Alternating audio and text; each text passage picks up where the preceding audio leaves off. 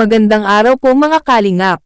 Isang napakasakit na yugto ng buhay ang muling nagpaalala sa marami kung gaano kahalaga ang bawat sandaling kasama natin ang ating mga mahal sa buhay. Sa araw ng kremasyon ni Tatay Robin, hindi napigilan ng kanyang pamilya, mga kaanak, kaibigan, at maging ng mga taong sumubaybay sa kanyang kwento ang matinding pagluha at pagdadalamati.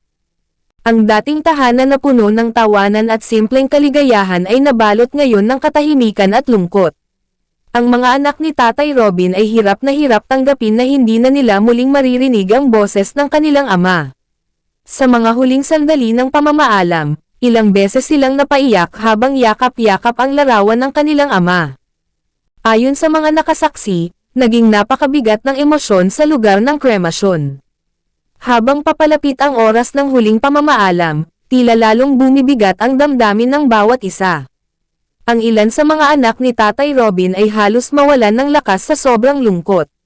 May mga sandaling hindi na nila mapigilan ang paghagulgol habang paulit-ulit na sinasambit ang pangalan ng kanilang ama. Marami ang naantig nang makita ang bunsong anak na tila hindi pa rin makapaniwala sa nangyari. Paulit-ulit nitong tinatanong kung bakit napakabilis ng mga pangyayari at kung bakit kinailangang mawala agad ang kanilang ama. Ang tagpong iyon ay nagpaiyak maging sa mga taong naruroon na hindi direktang kamag-anak ng pamilya. Ngunit higit na nakadurog ng puso ang kalagayan ng asawa ni Tatay Robin.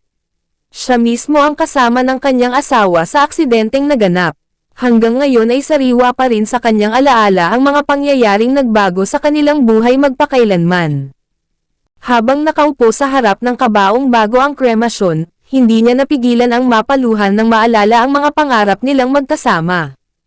Ang mga simpleng plano para sa kanilang pamilya, ang mga pagsubok na kanilang nalampasan, at ang mga pangakong hindi na matutupad dahil sa biglaang pagkawala ng kanyang kabiyak.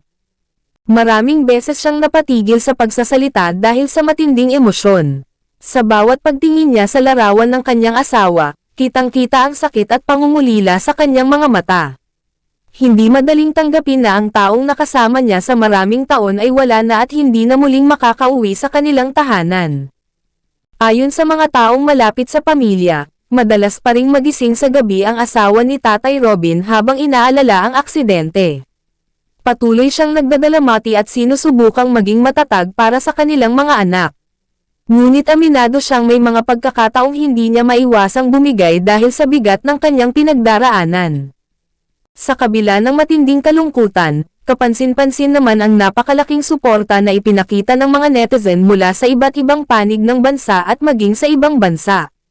Libu-libong mensahe ng pakikiramay ang dumagsa sa social media. Marami ang nagpaabot ng kanilang panalangin para sa pamilya ni Tatay Robin.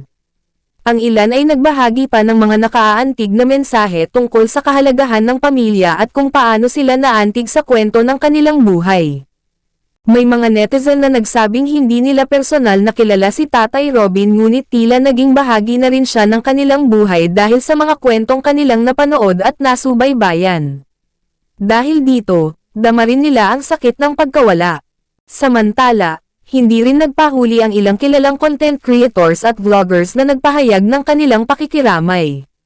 Naglaan sila ng oras upang magbigay ng mensahe ng suporta para sa naulilang pamilya.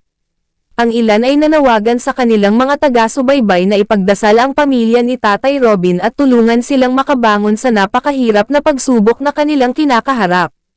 Sa bawat mensaheng kanilang natatanggap, kahit paano ay nabibigyan ng lakas ang pamilya upang magpatuloy sa buhay. Bagamat walang anumang salita ang makapapawi sa sakit ng pagkawala, malaking bagay pa rin para sa kanila ang maramdaman na hindi sila nag-iisa sa kanilang pagdadalamati. Sa araw ng kremasayon, marami ang hindi napigil ang mapaluhan nang dumating ang pinakahuling sandali ng pamamaalam. Habang isinasagawa ang mga huling ritual, maririnig ang tahimik na pag-iyak ng mga mahal sa buhay na pilit pinipigilan ang kanilang emosyon. Ang bawat alaala ni Tatay Robin ay muling bumalik sa isip ng kanyang pamilya. Ang kanyang kasipagan bilang ama, ang kanyang pagmamahal bilang asawa, at ang kanyang walang sawang pagsasakripisyo para sa kapakanan ng kanyang mga anak. Hindi man siya mayaman sa material na bagay, tunay namang mayaman si Tatay Robin sa pagmamahal na iniwan niya sa kanyang pamilya. Ito ang dahilan kung bakit napakasakit para sa kanila ang kanyang pagkawala. Ngayon, ang pinakamalaking hamon para sa kanyang asawa at mga anak ay kung paano sila muling babangon matapos ang trahedyang ito. Ngunit sa kabila ng lahat, nananatili ang kanilang pananampalataya at pag-asang balang araw ay unti-unti ring maghihilom ang sugat na iniwan ng napakasakit na pangyayaring ito. Patuloy namang humihiling ng panalangin ang pamilya para sa kapayapaan ng kaluluwa ni Tatay Robin. Hiling din nila ang lakas upang harapin ang mga susunod na araw na wala na ang haligi ng kanilang tahanan. Sa huli, ang kwento ni Tatay Robin ay nagsisilbing paalala sa ating lahat na ang buhay ay tunay na maikli at walang kasiguruhan. Kaya habang narito pa ang ating mga mahal sa buhay, mahalagang ipadama natin sa kanila ang ating pagmamahal, pagpapahalaga, at pag-aaruga. Mula sa mga anak na lubos ang pangungulila, sa asawang patuloy na lumalaban sa gitna ng pagdadalamati, at sa libu-libong taong nagpaabot ng suporta at panalangin, iisa lamang ang mensahe, hindi malilimutan si Tatay Robin. Mananatili siyang buhay sa puso ng kanyang pamilya at ng lahat ng mga taong naantig sa kanyang kwento. Maraming salamat sa lahat ng nagpaabot ng pakikiramay at panalangin. Patuloy nating alalahanin ang pamilya ni Tatay Robin sa kanilang pagharap sa isa sa pinakamabigat na pagsubok ng kanilang buhay. Naway matagpuan nila ang lakas, pag-asa, at kapayapaan sa gitna ng kanilang matinding kalungkutan. Paalam, Tatay Robin.